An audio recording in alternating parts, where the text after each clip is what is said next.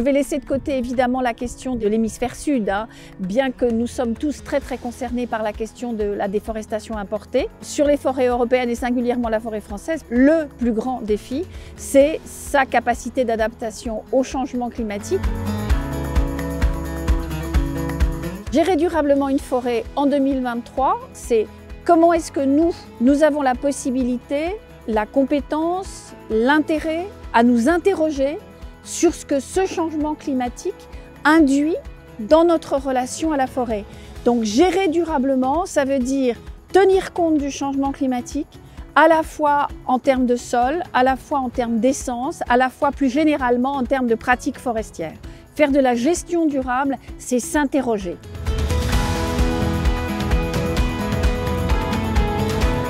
Parce que tout d'abord, c'est une obligation internationale. Le référentiel international PEFC demande à chaque pays de réviser ses standards tous les 5 ans. Et bien entendu, nous les révisons à l'aune de la multifonctionnalité des forêts, c'est-à-dire que nous réinterrogeons l'ensemble de notre référentiel à l'aune des évolutions environnementales, à l'aune des évolutions économiques, à l'aune des évolutions sociétales, de façon à ce que notre norme, notre PEFC, réponde aux questions qu'on se pose. Par ailleurs, il est évident n'y aurait-il pas cette obligation que nous devrions le faire compte tenu de la façon dont le changement climatique impacte la réalité forestière, qu'il est donc absolument nécessaire que la norme s'adapte à ça et prenne en compte ce changement climatique.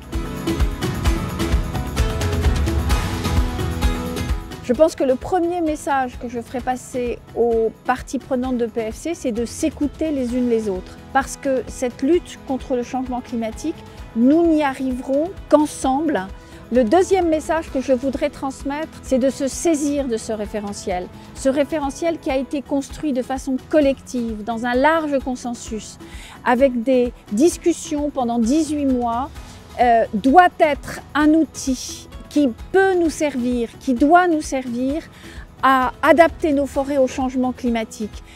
Il faut que ce référentiel, une fois qu'il aura été saisi par l'ensemble des parties prenantes, par tous les sylviculteurs, les propriétaires forestiers, les entreprises, les prescripteurs, il doit nous aider à prouver que le bois, par le bois, grâce au bois, avec le bois, nous pourrons nous adapter, ou ça sera une réponse très significative à l'adaptation au changement climatique. Voilà, c'est un peu les deux messages que la présidente de PEFC France souhaite transmettre à la famille PEFC.